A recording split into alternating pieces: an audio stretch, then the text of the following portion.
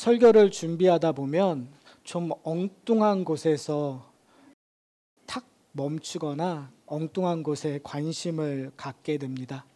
저는 이번 설교를 준비하면서 좀 엉뚱한 곳에 약간 꽂혔어요. 그게 뭐냐면 45절에 보면 이 율법 교사가 얘기하는 곳에 이렇게 얘기해요. 우리까지 모욕하심이니이다. 그게 왜 저한테 꽂혔는지는 모르겠지만 사실은 이 율법 교사들은 대부분 바리새인들이에요. 그러니까 바리새인들 가운데 특별히 열심히 있고 특별히 율법의 전문가들을 이제 율법 교사라고 얘기를 하고 있죠.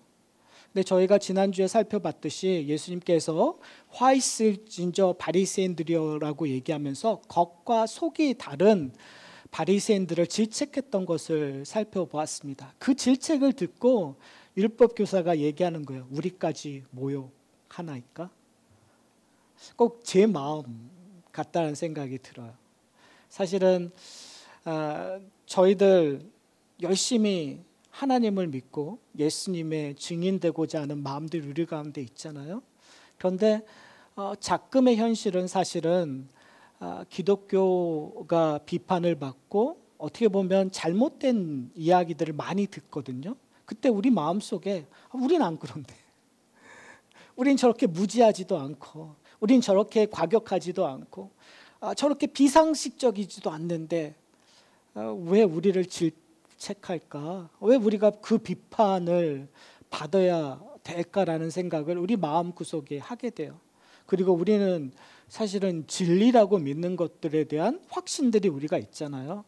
그러니까 사실은 어떤 면에서 좀 당당하기도 하고 어떤 면에서 좀 억울하면서 우리가 신앙생활을 할 때가 종종 있는 것 같아요.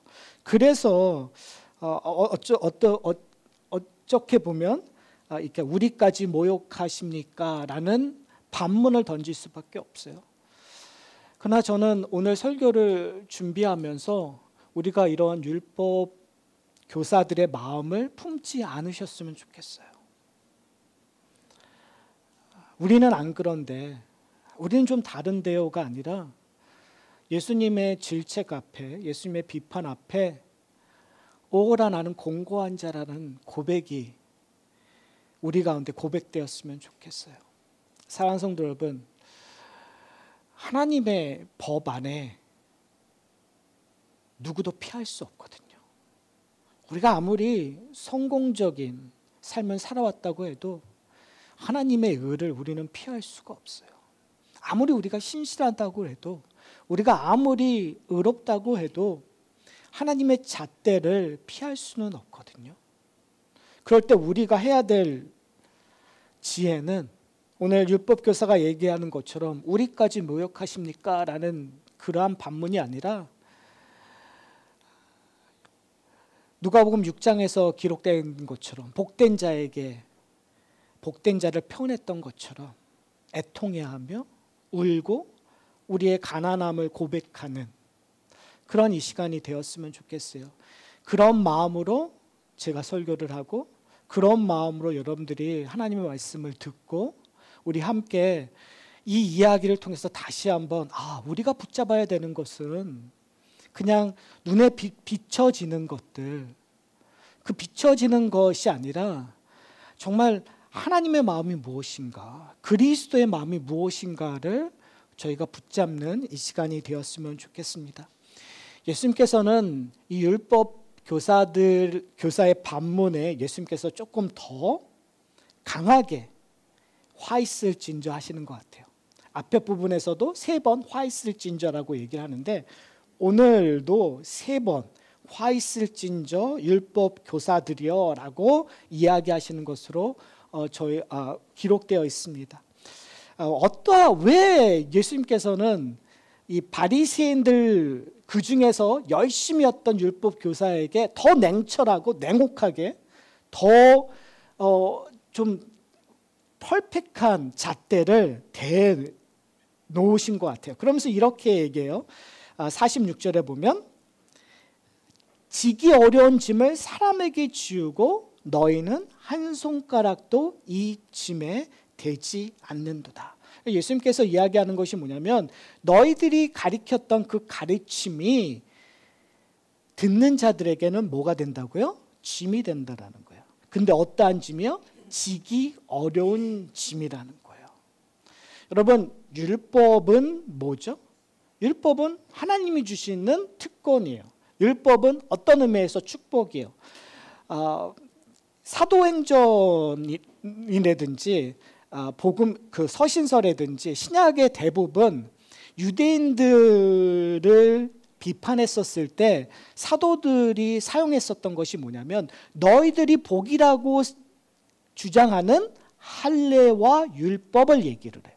그러니까 이스라엘 백성들에게는 율법이 지금 우리는 사실은요 현대 기독교 안에서는 그 율법과 복음의 논쟁 때문에 율법이 그거 좀 나쁜 뉘앙스가 있다고 생각을 하시는 분도 계시는 것 같아요. 그러나 이 당시에 유대인들에게는 율법은 하나님이 주신 축복의 상징이었단 말이에요. 축복 그 자체였단 말이에요.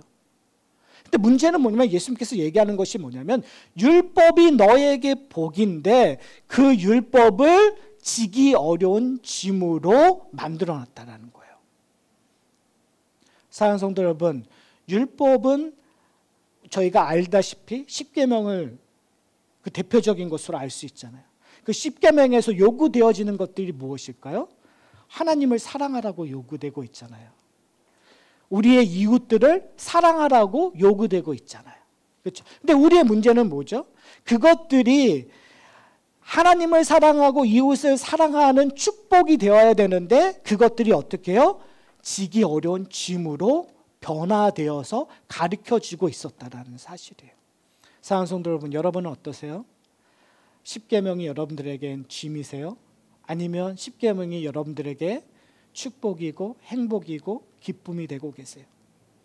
여러분이 강대상에서 선포되는 그 말씀들이 성경을 읽었을 때 여러분들에게 요구되고 있는 하나님의 법이 그리스도의 법이 여러분들에게 축복으로 들리세요? 아니면 부담으로 여러분에게 받아들여지세요? 정답은 축복이죠. 근데 문제는 실상은 어떻게 보면 우리에게는 짐이 될 때가 참 많은 것 같아요. 어려움이 되는 것 같아요. 근데 오늘 46절에 또 하나 더 나가고 있는 것이 뭐냐면 짐을 지웠는데 뭐라고요? 너희는 한 손가락도 이 짐에 대지 않는도다라고 얘기해요. 무슨 말이냐면 율법 교사들의 가르침이 도움이 되지 않는다라는 거예요. 오히려 짐을 더 짐되게 매는, 어떻게 보면 이것이 사실은 현대 교회에 논쟁되고 있는 율법주의적인 가르침일 수 있다고 저희가 보면 될 것 같아요. 교회에서 하나님의 은혜와 복음을 강조하기보다는 행위 중심적인, 공로 중심적인 율법의 수행을 통해서, 율법의 지킴을 통해서 오히려 그것이 더 큰 올무가 되고 그것이 오히려 하나님 앞에 가까이 가는 것이 아니라 오히려 하나님을 멀게 하는 것들로 만들어지는 잘못된 가르침에 대한 모습들이 어떻게 보면 지금 율법 교사의 모습 속에서 동일하게 되는 거죠. 저는 오늘 이 화 있을 진저와 반대되는 지점에서 예수님께서 이 문제를 해결해 주신다는 것을 저희가 살펴봐야 된다고 생각해요. 여러분, 예수님께서 이런 말씀을 하셨어요. 마태복음 11장 28절에서부터 30절에 보면 수고하고 무거운 짐진 자들은 모두 내게 오라고 말씀하세요. 그러면서 뭐라고 얘기하시죠? 내가 너의 명예를 편하게 하고 내 짐을 가볍게 해주신다고 말씀하고 계세요. 사랑하는 성도 여러분, 예수 그리스도로 말미암아 여러분의 멍에는, 여러분의 짐은 가벼워지셨나요? 여러분, 이게 복음이에요. 이것이 기쁨이에요. 여러분, 지금 예수님께서는 화 있을 진저라고 율법 교사이고 얘기를 하고 있지만 예수님께서 거기에 대한 해답을 동시에 제시하고 있는 거예요. 예수님이 이 땅에 오신 이유를 선포하고 있는 거예요. 율법은 궁극적으로 얘기하는 것이 뭐냐면 인간이 그 율법을 지킴으로 말미암아 하나님을 만족할 수 없다라는 것들을 깨닫게 하기 위함이라고 얘기하는 거거든요. 그래서 율법의 역할 중에 하나가 모학선생 역할을 하는 거예요. 우리가 아무리 하나님 앞에 나가서 온전히 하나님이 기뻐하시는 것을 지키려고 했었을 때 나오는 결과물은 뭐냐면 죄를 인정할 수밖에 없는 결과물. 그런데 우리에게 복음이 임한 것은 그것을 대신할 수 있는 이가 오셨다는 거예요. 그 문제점을 해결하실 이가 오셨다는 거예요. 예수님께서는요, 율법을 아시는 것만이 아니라, 예수님께서는 율법을 가리키시는 것만이 아니라, 예수님께서는 율법을 어떻게 해요? 완성하러 이 땅에 오셨다는 거예요. 여러분, 왜 예수님께서 율법을 완성하는 것이 중요할까요? 예수님의 위대하심을 증명하기 위해서요? 예수님의 뛰어나심을 증명하기 위해서요? 아니요. 예수님이 율법을 완성하시기 때문에 그의 의가 누구에게 전가되기 때문에요. 우리에게 전가되기 때문에. 우리는 화 있을진저 하나님의 심판을 받을 수밖에 없어요. 율법에 근거하여 우리는 율법을 지키지 않았기 때문에 죄의 싹슨 사망이라는 그 결과물을 피할 수 없는 존재예요. 근데 예수님께서 우리에게 복이 있다고 얘기하는 거. 우리가 가난해도 복이 있고 우리가 애통해도 복이 있고 우리가 버림을 받아도 복이 있는 이유가 어디 있는 거죠? 예수님께서 율법을 완성하셨기 때문에. 그가 율법을 완성하셨기 때문에 우리가 그 율법의 의를 대속받음으로 말미암아 이제 우리는 율법을 지키는 자가 되었죠. 어떻게 해요? 율법을 지키는데 그것이 더 이상 멍해가 되지 않는 거예요. 율법을 지키는데 그것이 더 이상 무거운 짐이 되지 않는 거예요. 여러분, 어떻게 그런 일들이 가능할까요? 내 힘으로 율법을 지키는 것이 아니라 이제는 누구와 함께 율법을 지키는 거예요. 멍해가 전에는 나에게만 멍해가 쥐어졌어요. 그런데 그 멍해를 누가 함께 메고 가는 거죠? 예수 그리스도와 함께 메고 지는 거예요. 그것이 사도 바울의 편으로 얘기하면 예수 그리스도 안에서 내가 율법을 지키는 거예요. 내가 예수 그리스도와 함께 율법을 지키는 거예요. 그런데 그 말을 좀 쉽게 얘기하면 내가 하나님을 사랑하는 것, 내 목숨을 다 바쳐서 하나님을 사랑을 못해요. 내가 내 원수를 사랑의 사자조차 생각하기 싫어하는 이 상황인데 예수 그리스도의 사랑 때문에 예수 그리스도의 헌신 때문에 하나님께서 나를 어여삐 여겨주시는 거예요. 의롭다고 여겨주시는 거예요. 그렇기 때문에 내 멍에는 가벼워지는 거예요. 더 이상 하나님의 율법을 지키는 것이 나에게 짐이 아니라 나에겐 기쁨으로 변하는 거죠. 왜요? 내가 율법을 지키느냐 안 지키느냐의 문제가 아니라 나는 그 율법을 지키든 안 지키든 나의 죄는 예수 그리스도의 대속의 은혜로 말미암아 깨끗해졌어요. 이제는 예수 그리스도와 함께함으로 말미암아 하나님을 사랑하는 기쁨을 깨닫게 되는 거예요. 전에는 하나님을 사랑해야 되는 것이 나에게 짐으로 오는 거예요. 그런데 하나님 예수 그리스도로 말미암아 아버지를 사랑하는 그 기쁨을 내가 누리게 된 거예요. 그러니까 그 율법이 더 이상 평가의 기준이 아니라 사랑의 방법이 되어지는 거예요. 여러분, 그 차이점을 아세요? 예수 그리스도 없었을 때에는 율법은 평가의 기준이었어요. 점수를 매기는 판단의 기준이었단 말이에요. 율법 교사는 그 점수를 잘 맞기 위해서 이렇게 해야 된다고 소위 말해서 쪽집게 간사로 입시에서 가장 좋은 점수를 맞기 위하여 잘 가르쳤었던 것이 율법 교사의 문제였어요. 그러나 예수님은 더 이상 율법 교사의 방법으로 우리에게 율법을 가르치지 않으세요. 왜요? 예수님은 직접 자기가 율법을 완성하셨어요. 그리고 예수 그리스도로 말미암아 우리가 율법을 그 점수로 이해하는 것이 아니라 하나님을 기뻐하게 하는 방법으로 이해하는 거예요. 사랑하는 성도 여러분, 여러분에게 율법은 어떠한 모습으로 다가오고 계십니까? 아직도 내가 몇 점짜리 신앙인이지?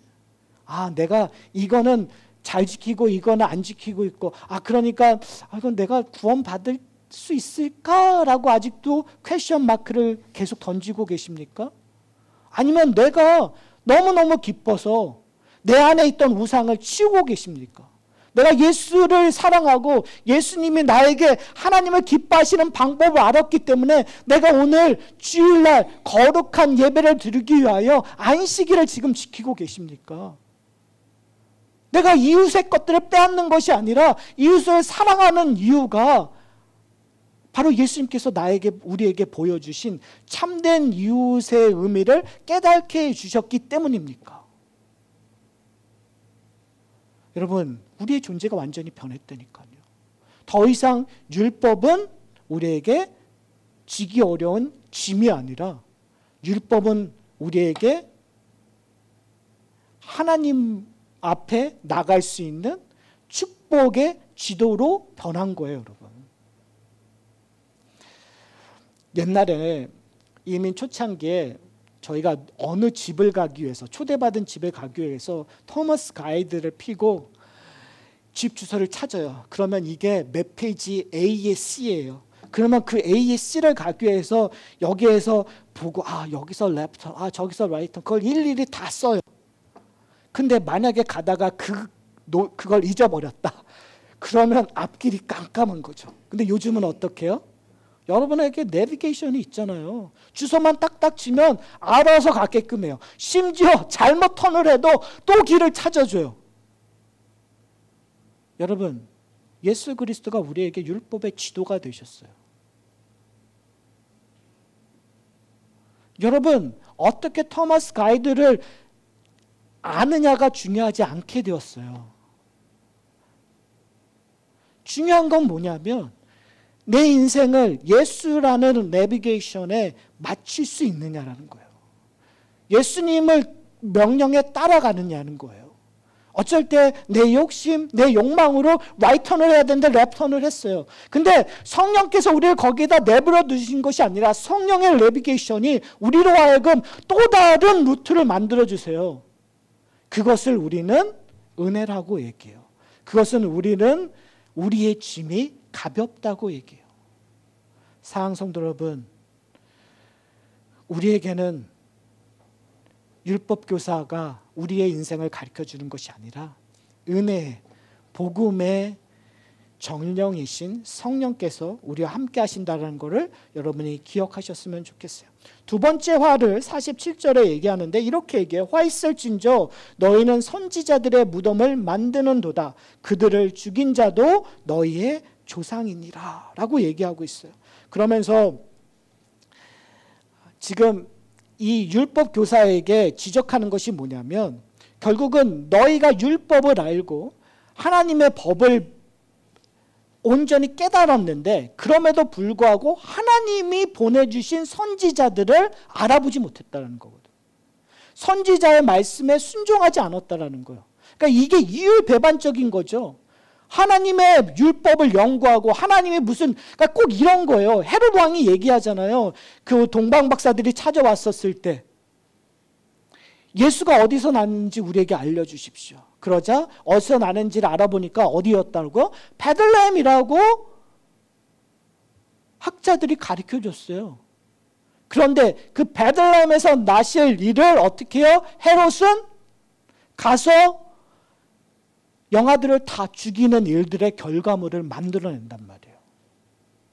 하나님의 율법을, 하나님의 법을, 하나님의 말씀을 안다는 것이 중요한 것이 아니라 선지자들을 알아보지 못했다라는 거예요. 그러니까 왜 알아보지 못했을까요? 성경의 표현대로 보면 그들이 거짓 선지자였기 때문에 그래요. 그들이 거짓 교사였기 때문에 그래요. 뭐와 뭐가 부딪히는 거죠? 하나님의 뜻과 자신들의 생각이 부딪히기 때문에 이런 일들이 일어나요. 오늘 본문에서 얘기하는 것이 아벨의 피로부터 사가랴의 피까지 그러니까 증거물을 제시하고 있는 거예요. 너희가 하나님의 메시지를 전달했던 선지자들의 피를 흘렸다. 다 뭘 거부했었던 거예요? 하나님을 거부했었던 거예요. 그 하나님을 거부하는 그 근간에 있었던 건 뭐죠? 자신의 의예요. 자신이 주인 되고자 하는 욕망들이 있었어요. 그러니까 결국은 율법을 해석했는데 그 율법의 해석의 근간에 뭐가 있다는 거죠? 나라는 것들이. 내 생각, 내 생활, 내 상황, 모든 것들의 중심이 나 중심적으로 너희가 해석하고 가리키고 행했었다라는 거예요. 그럴 때 우리는 하나님을 거부할 수밖에 없다는 거예요. 그럴 때 하나님의 보내신 선지자를 죽이는 일들을 해왔었다고 지금 고발하고 있는 거예요. 누구를 고발하는 거예요? 율법 교사만 고발하는 것이 아니라 이스라엘 백성들을 고발하는 거죠. 오늘 본문에서 나오는 이 사가랴는 어떻게 보면 스가랴라고 우리가 볼 수 있는데 역대하 24장 17절서부터 22절에 이 이야기가 기록되어 있어요. 그 제사장 여호야다의 아들인 스가랴를 통해서 이제 요아스 왕이 잘못되는 일들을 하나님께서 경고하는 메시지를 보내요. 24장 20절에 이렇게 기록되어 있는데 제가 읽어드릴게요. 이에 하나님의 영이 제사장 여호야다의 아들 스가랴를 감동시키심에 그가 백성 앞에 높이 서서 그들에게 이르되 하나님이 이같이 말씀하시기를 너희가 어찌하여 여호와의 명령을 거역하여 스스로 형통하지 못하게 하느냐 하셨나니 너희가 여호와를 버렸으므로 여호와께서도 너희를 버리셨느니라 하나 무리가 함께 꾀하고 왕의 명령을 따라 그를 여호와의 전뜰 안에서 돌로 쳐 죽였더라. 요아스 왕이 이와 같이 스가랴의 아버지 여호야다가 베푼 은혜를 기억하지 아니하고 그의 아들을 죽이니 그가 죽을 때 이르되 여호와는 감찰하시고 신원하여 주옵소서 하니라. 사랑하는 성도 여러분, 지금 오늘 본문에서 예수님께서 이 사가랴의 일을 이야기하고 있는 거가 뭐죠? 하나님의 말씀을 여호야다 제사장이 살아 있었을 때는 들었어요. 근데 절대적인 권력, 절대적인 가르침이 어느 순간 무너지고 잘못되는 순간에 사람들은 자기 뜻대로 자기 사사로이 판단했다는 거예요. 자기를 어드바이스 했었던 그 여호야다가 죽자 요아스 왕은 딴 마음을 품게 된 거죠. 그 딴 마음을 품을 때 옆에 있는 율법학자들이 옆에 있는 사람들이 붙이기 시작하는 거예요. 그 결과는 뭐죠? 하나님의 온전한 메시지를 전달했던 스가랴가 돌에 쳐 죽게 되는 일들이 일어나요. 사랑하는 성도 여러분, 무엇을 얘기하고 있습니까? 결국은 우리 인생의 주인이 누군가라는 질문을 던지고 있는 거예요. 여러분의 인생의 주인은 누구십니까? 여러분의 인생의 주인은 나입니까? 아니면 하나님입니까? 율법은 우리에게 이야기해 주고 있는 한 가지 진리가 있어요. 너의 인생의 주인은 하나님이라는 걸 가르쳐 주는 거예요. 왜 우리가 뭔가 마음을 다하여 여호와 하나님만을 섬겨야 돼요? 하나님은 우리의 왕 되시니까. 여러분, 왜 우리가 우리의 이웃을 사랑해야 돼요? 하나님이 왕 되신 나라의 한 백성이니까. 그런데 그 왕이 바뀌면 어떤 일이 일어나는지 아세요?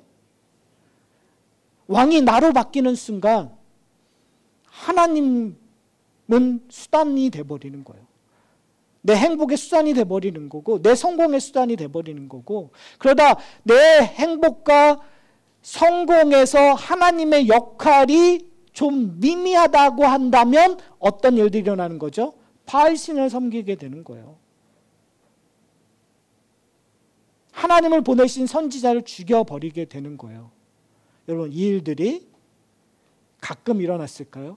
성경은 우리에게 얘기하는 것이 뭐냐면 비일비재했다라는 걸 얘기해요. 이스라엘 백성들의 문제가 뭐냐면 하나님의 왕되심을 거부하고 바알신과 아세라 신들을 섬겼다는 거예요. 왜요? 그들의 주인이 하나님이 아니라 자기 자신이 되었기 때문에. 사랑하는 성도 여러분, 우리에게 복이 있기 위하여 우리가 고백되어지는 건 뭐냐면 하나님의 왕 되심을 고백해야 돼요. 율법은 예수 그리스도의 법으로 우리에게 더 완전하게 주어졌어요. 그 원리 원칙은 뭔지 아세요? 예수 그리스도가 우리의 왕이심을 고백해야 되는 거예요. 사랑하는 성도 여러분, 하나님의 축복은 아까 말씀드렸던 것처럼 율법이, 그리스도의 법이 우리에게 축복이 될 수 있는 이유는 이것들이 예수 그리스도를 왕으로 섬기는 방법을 우리에게 가르쳐주기 때문에 그래요. 그렇기 때문에 더 이상 율법은 우리에게 부담감으로 오는 것이 아니라 우리에게 그 나라를 더 풍성히 누릴 수 있는 지름길을 우리에게 가르쳐주는 거예요. 저는 이 율법을 지키실 때, 그리고 그리스도의 법을 지키실 때 예수 그리스도가 왕 되심을 배우는 하나의 그 트레이닝으로 우리가 여러분이 여기셨으면 좋겠어요. 나를 내려놓고 예수 그리스도를 나의 주인으로 섬기기 위하여 우리에게 주신 하나님의 축복이라고 기억하셨으면 좋겠어요. 그리고 세 번째 52절에 보면 이렇게 얘기하고 있어요. 화 있을진저 너희 율법 교사들이여 너희가 지식의 열쇠를 가져가서 너희도 들어가지 않고 또 들어가고자 하는 자도 막았느니라. 오늘 예수님께서 이렇게 얘기하고 있는 거예요. 너희 율법 교사로서 너희는 뭘 갖고 있다고요? 지식의 열쇠를 가졌다고 얘기해요. 여러분 여기서 지식이라고 할 수 있지만 이건 지혜의 열쇠예요. 그렇죠? 잠언서라든지 하나님의 그 지혜를 갖고 있는 지혜서를 보면 하나님의 그 지혜를 얘기를 해요. 그 지혜의 가장 근본이 뭐죠? 여호와를 경외하는 거란 말이에요. 그 지식의 열쇠, 지혜의 열쇠를 가졌는데 지금 이 율법 교사의 문제점은 뭐죠? 그 열쇠를 쓰지 않고 있다라는 거예요. 하나님을 경외하고 있지 않는다라는 거예요. 하나님 천국의 비밀을 안다고 말은 하고 있는데 그 천국 안으로 들어가고 있지 않는다라는 거예요. 그러니까 결국은 이것처럼 축복을 받았는데 그 축복을 누리지 못하는, 그러니까 여러분 그거잖아요. 보물을, 예수님께서 그런 비유를 많이 하세요. 보물을 발견했어요. 그러면 그 보물을 발견한 사람은 어떻게 해야 되죠? 그 보물이 엄청나게 큰 보물이에요. 예를 들어서 보물, 그러니까 거의 100만 불이, 1000만 불이 그냥 어떤 땅에 박혀 있어요. 그러면 성경에서 얘기하는 것이 네가 그 밭을 사겠느냐 안 사겠느냐는 질문을 던지잖아요. 여러분은 어떻게 하시겠어요? 여러분은 그것을 살 수 있는 돈도 있어요. 그것이 어디 있는지 지식 알고도 계세요. 근데 우리는 그것을 사지 않아요. 저기에 보물이 있어요 라고 얘기를 해요. 그리고 그 보물이 얼마나 큰지 우리가 얘기를 해요. 수도 없이 우리는 하나님이 우리의 주라고 고백을 해요. 우리는 수도 없이 천국이 이미 우리에게 임했다고 얘기를 해요. 그리고 그 천국이 우리에게 얼마나 주는 그러한 유용성을 얘기해요. 그러나 그 일은 내가 죽은 다음에야 얻는 거라고 우리는 얘기를 해서 관심이 없어요. 한 번도 맛보려고 하지 않아요. 누구의 모습과 똑같아요? 지금 예수님께서 지적하고 있는 율법 교사와 똑같은 거죠. 근데 여기서 하나 더 나가는 것이 뭐냐면 너희도 들어가지 않고 뭐 한다고요? 들어가고자 하는 자도 막느니라. 이거는 저희들에게 정말 심각하게 고민해야 될 부분인 것 같아요. 우리의 지식이 하나님의 나라를 누리는 것을 막고 있지 않는가? 우리가 알고 있는, 특별히 우리가 알고 있는 지식의 열쇠라고 우리가 자랑하고 있는 우리의 신학이, 우리가 자랑하고 있는 우리의 신앙의 경험이, 우리가 자랑하고 있는 우리의 신앙의 연륜이 과연 연약한 자들의 신앙을 막고 있지 않는가? 그들이 누려야 될 것들을 우리가 의도적으로 막으며 율법적으로 잘못된 일들을 하고 있지 않는가? 우리는 심각하게 고민되어져야 될 것 같아요. 이러한 고민을 이러한 답을 누구에게 주고 있다고요? 제가 처음에 얘기했죠. 우리까지 모욕하나이까라고 반문했던 율법 교사에게. 어떤 의미죠? 저는 신앙생활 잘하고 있는데요. 저는 괜찮게 하나님을 사랑하고 있는데요. 저는 예수 그리스도가 주 되심을 지금 내 인생 속에서 잘하고 있는데 어떻게 저런 사람과 비교할 수 있습니까? 라고 예수님 앞에 나와서 따졌던 그 율법 교사와 같던 나에게 지금 예수님께서 얘기하고 있는 거예요. 너는 알고 있다고 얘기하는데, 너는 열쇠를 갖고 있다고 얘기하는데, 너는 아직 하나님이 주시는 그 유익에, 축복에 들어가고 있지 않지 않느냐? 누리고 있지 않지 않느냐? 심지어 그것을 막고 있지 않느냐? 사랑하는 성도 여러분, 정말 심각하게 고민해야 될 것 같아요. 우리의 신앙이 어디에 서 있는지, 어디에 가고 있는지. 정말 잘못하면 쉽게 거짓 목자가 될 수 있고 거짓 선지자가 될 수 있지 않을까라는 생각이, 그 생각이 참 두려운 것 같아요. 목사로서 여러분에게 정말 지식만 전달하고 있지 않는가라는 물음을 던질 수밖에 없고, 정말 우리가 올바로 하나님 앞에 예배드리고 올바로 하나님의 나라를 지금 우리가 누리고 있나라는 질문을 던질 수밖에 없는. 왜요? 이것이 정말 2000년 전에 율법교사, 교만했던 율법교사에게만 던지는 질문이 아니라 2000년이 지난 지금 이곳에 우리에게 던질 수 있는 질문이기 때문에 그렇습니다. 그때 우리는 다시 한번 이 질문 속에서 우리가 해야 될 답이 뭐죠? 이 이야기를 들은 율법교사들과 그 바리새인들은 뭐라고 얘기하냐면 예수님께 거칠게 달려 들어가서 따져 물었어요. 하나하나 예수님이 얘기한 것 하나하나 따져 물었어요. 그리고 예수님의 말을 열심히 들었어요. 뭐 하기 위해서? 책을 잡기 위해서. 사랑하는 성도 여러분, 우리는 어떻게 해야 될까요? 우리는 예수님 앞에 나가야 돼요. 어떠한 마음으로 나가야 될까요? 애통한 마음으로 나가야 될 것 같아요. 왜요?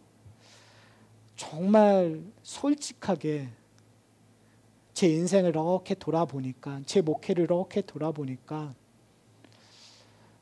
이러한 일을 했었던 때가 있더라고요. 제가 갖고 있는 신학으로 수많은 사람들을 난도질했던 때가 있더라고요. 하나님의 그 축복을, 하나님의 나라의 그 풍성함을, 다양함을 내가 갖고 있는 그 아주 작은 진리, 작은 신학으로 난도질했었던 때가 있더라고요. 전 그때 너무나 당당했어요. 전 그때 너무나 단호했어요. 전 그때 너무나 열심히 했어요. 저는 올바르게 하나님의 말씀을 전한다고 믿고 있었어요. 그런데 오늘 이 말씀을 통해서 다시 한번 고민해야 될 지점은, 과연 내가 그때 내가 가르쳤던 그 말씀을 통해서 오히려 하나님의 그 풍성함을 놓치게 했다면 내가 맡고 있지 않았을까라는 그 두려움이 생기게 되는 것 같아요. 사랑하는 성도 여러분, 제가 설교 처음 시작하면서 제가 여러분에게 도전하고 싶었던 건 그거예요. 이 이야기가 우리 이야기가 됐으면 좋겠어요. 우리가 하나님 앞에 나갔을 때 그 연약함으로 내가 뭔가 잘하고 있다라는 게 아니라 그냥 연약함으로 나갔으면 좋겠어요. 하나님, 내 인생을 살펴봤을 때 겉모양은 괜찮고 내가 이런 직분을 갖고 있고 내가 이 신앙의 모습으로 떠버리고 다녔지만 결국 하나님 이 정도밖에 되지 않습니다. 내가 이 정도밖에 되지 않고 나도 모르는 사이에 이런 수많은 실수와 이 수많은 오류를 범할 수 있습니다. 그러니 제가 하나님 앞에 간구하는 것 하나님의 은혜밖에 없습니다. 하나님의 용서하심밖에 없습니다. 하나님, 지금 우리에게 그 긍휼함을 베풀어 주십시오. 하나님 용서해 주십시오. 그리고 이제 우리가 하나님이 주시는 그 복을, 하나님이 주시는 그 천국의 비밀을 더 알게 해 주십시오라고 나가는 저와 여러분이 되셨으면 좋겠어요. 왜요? 결국 율법은 예수 그리스도로 말미암아 완성되었기 때문에 그것이 아까 말씀드렸던 것처럼 성령 안에서 우리에게 축복이 되어버리는 거예요. 저는 이 하산학교의 공동체가 그런 것들을 누리는 공동체가 되었으면 좋겠어요. 우리가 갖고 있는 그 지혜의 열쇠가 그냥 열쇠만으로 만족하는 것이 아니라 그 열쇠를 사용해서 좀 문을 열으셨으면 좋겠어요. 그래서 들어가셔서 하나님의 놀라운 축복을 경험하셨으면 좋겠어요.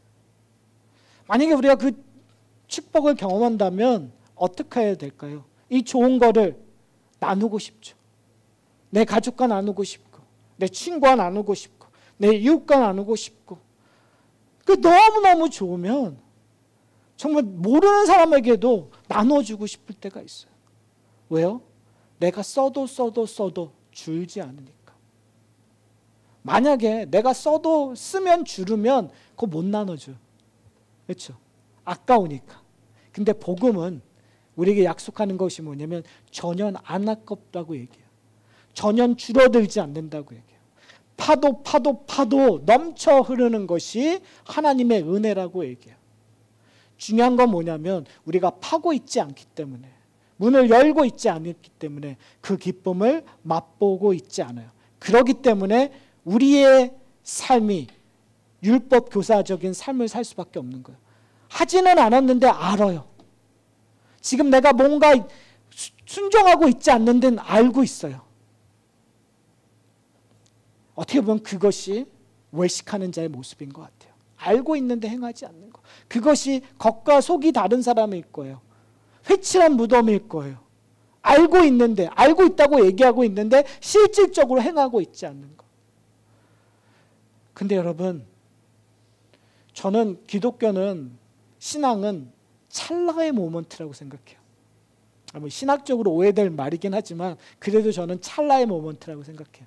왜 그러냐면 그 순간 성령이 나와 마주치는 그 순간 내 인생은 완전히 뒤집어지니까요. 그 순간 천국이 나에게 임하니까요. 근데 재밌는 건 뭐냐면 그 순간 경험한 것이 내 인생을 끌고 가더라고요. 바울이 그랬어요. 다메섹 도상에서 순간 예수와 만나는 순간 그것 때문에 그의 인생을 다 버리고 예수님에게 올인했었던 거예요. 다른 말로 얘기하면 지혜는 찰나의 만남으로 이끌어가지 않아요. 그 모먼트가 뭔지 지식적으로는 알아요. 그러나 중요한 건 뭐냐면 성령이 그 일들을 해주셔야 돼요. 그래서 사랑하는 성도 여러분, 우리 가운데 그 찰나의 모먼트, 성령이 나와 함께 있어서, 근데 그걸 경험하면 어떻게 된다고요? 제가 예배 초대할 때 말씀드렸잖아요. 그 경험이 너무너무 좋으면 내가 그것을 간구하게 된다고요. 그 경험의 그 맛을 알게 되면 그 맛 때문에 계속 그것이 우리에게 예배가 되었으면 좋겠어요. 그것이 우리에게 삶의 교제가 되었으면 좋겠어요.